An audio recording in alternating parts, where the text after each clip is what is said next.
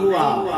ارے نہ میں آپ سے نوٹ مانگتا ہوں نہ ووٹ مانگتا ہوں, قسم خدا کی رسول پاک کی بارگاہ میں گنگنانے والا ہوٹ مانگتا ہوں. محبت کے ساتھ بولو سبحان اللہ, ایک مرتبہ اور بولیے یا رسول اللہ. یہ بزم نور ہے, نور خدا کی بات کرو. یہ بزم نور ہے, نور خدا کی بات کرو. نجات چاہو تو شیر رضا کی بات کرو. گھٹائیں ظلم و ستم کی بجلیاں چمکی, دل کو تھام لو احمد رضا کی بات کرو. دل کو تھام لو احمد رضا کی بات کرو. اور 4 مصرے آپ کے حوالے. کوئی دیوانہ بڑے اچھے انداز میں پکار کے کہتا ہے, نبی کا ذکر کرتے ہیں تیرا احسان. بولیے, نبی کا ذکر کرتے ہیں تیرا احسان ہے مولا. ہمارے پاس بخشش کا یہی سامان ہے مولا, کہ مدینے کی گلی کو چھوڑ دوں جنت کے بنگلے میں. یہ سودا ہم نہیں کرتے, ہمیں نقصان ہے مولا. یہ سودا ہم نہیں کرتے, ہمیں نقصان ہے مولا. اور حضرات محترم, ایک شعر میں آپ تک پہنچا رہا ہوں. بہت پہلے وہ ہر عالم کی رحمت ہے, اسی عالم میں رہ جاتے ہیں. وہ ہر عالم کی رحمت ہے, اسی عالم میں رہ جاتے. یہ ان کی مہربانی ہے کہ یہ عالم پسند آیا. یہ ان کی مہربانی ہے کہ یہ عالم پسند آیا. بادے توفیق کے متوالو, شمع رسالت کے پروانوں, اولیاء امت کے دیوانوں, غوث و خواجہ کے چاہنے والوں, آئیے کچھ عرض و معروض سے قبل نبیوں کے نبی, اماموں کے امام, 18,000 عالم کے بادشاہ, سرور کون و مکان صلی اللہ علیہ وسلم کے مقدس بارگاہ میں اگر شورا حضرات کی اجازت ہو جائے تو ضرور پڑھے حضرت, اجازت ہے نا. درود پاک محبت کے ساتھ پڑھ لیجئے. اللہم صلی علی سیدنا و مولانا محمد وآلہ وصحبہ بارک وسلم. صلو علیہ صلاۃ و سلام علیک یا رسول اللہ, صلو علیہ صلاۃ و سلام علیک یا نبی اللہ صلی اللہ تعالی علیہ وسلم. شعر آپ تک پہنچا رہا ہوں, ملاحظہ کیجئے. جس شخص کے ہونٹوں پہ تیرا نام رہے گا, سبحان اللہ سبحان اللہ. جس شخص کے ہونٹوں پہ تیرا نام رہے گا یا رسول اللہ. جس شخص کے ہونٹوں پہ تیرا نام رہے گا, محبت کے ساتھ بولیں سبحان اللہ. جس شخص کے ہونٹوں پہ تیرا نام رہے گا, کہ جس شخص کے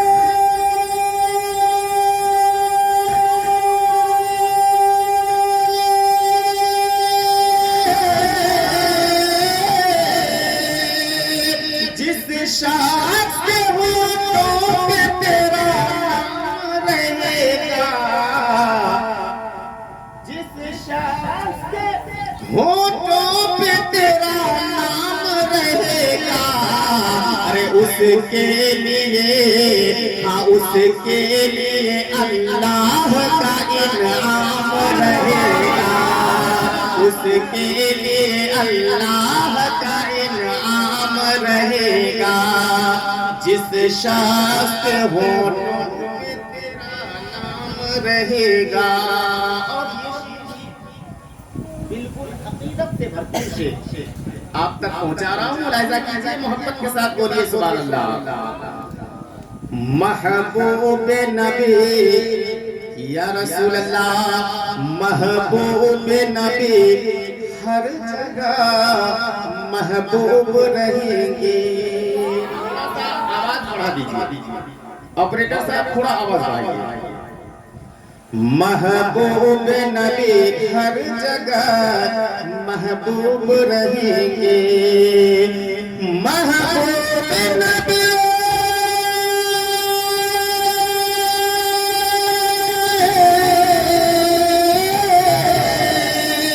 महबूब नबी हर जगह महबूब रहेंगे।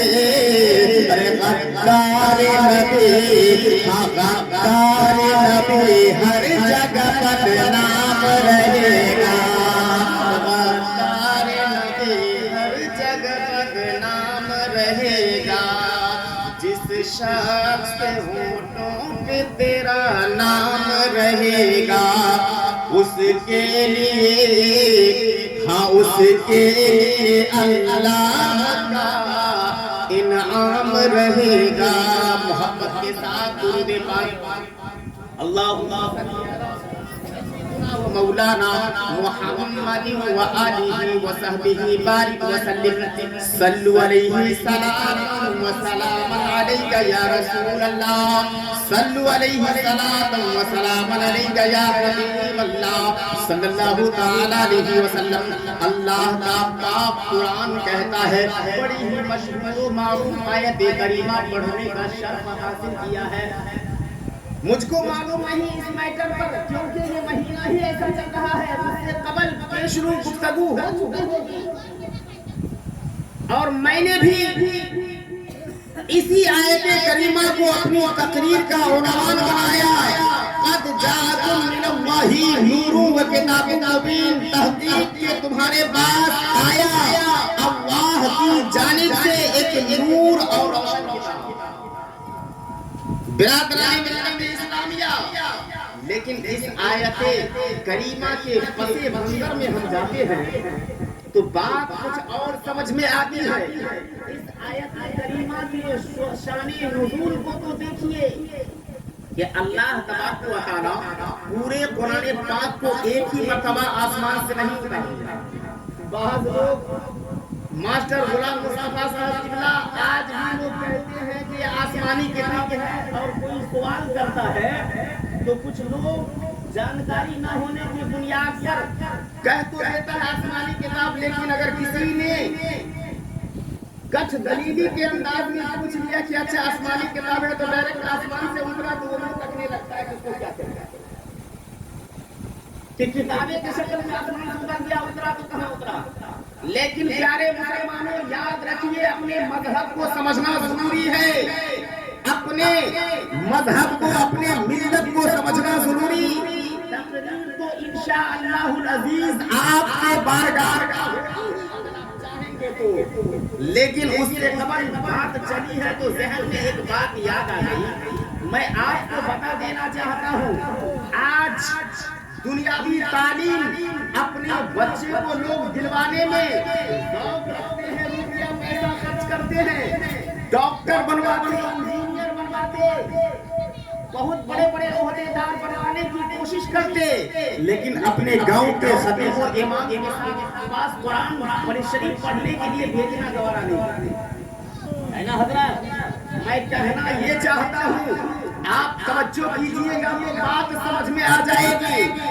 ए प्यारे मुसलमानों, छोटे छोटे मसाइल के लिए जानकारी हासिल करने के लिए आप अपने बच्चों को याद रखिए, अगर कुरान की तालीम आपने अपने बच्चों के सीने में डाल दी, कुछ जरूरी मसाइल, मैं मुखालिफ नहीं हूँ, मैं ये नहीं कहता कि आप अपने बच्चे को डॉक्टर नहीं बनाइए, अल्लाह ने तौफीक दिया है तो जरूर बनाइए। मैं ये नहीं कहता कि अपने बच्चे को इंजीनियर नहीं बनाइए, तौफीक दिया है अल्लाह ने तो जरूर बनाइए।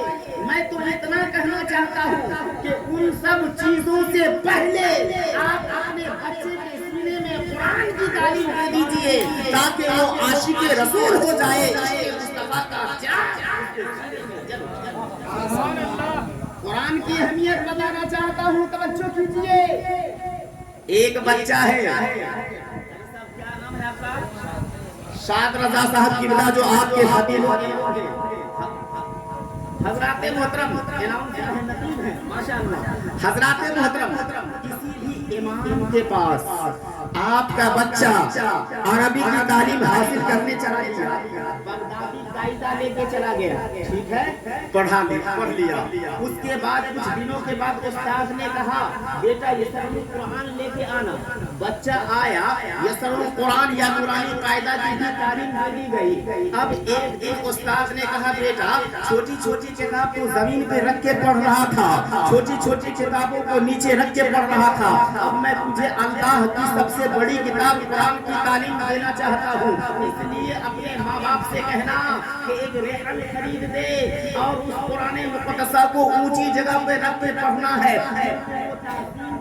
है और ताज़ीम करने वाली किताब है, सबसे अफजल और आला किताब है। बच्चा खुशी खुशी घर आया, माँ बाप से कहा ए मेरे अम्मा, ए मेरी अम्मा, ए मेरे अब्बू, उस्ताद मोहतरम मुझको कुरान पाक शुरू करवाने जा रहे हैं, ऐसा कीजिए आप उनके लिए नजराना की व्यवस्था कर लीजिए, आप उनके लिए नए जोड़े का व्यवस्था कर दीजिए, मेरे लिए भी नए जोड़े सिलवा दीजिए। याद रखिए बच्चे की खुशी का आनंद क्या होता है, उस मंजर को बनाना चाहता हूँ।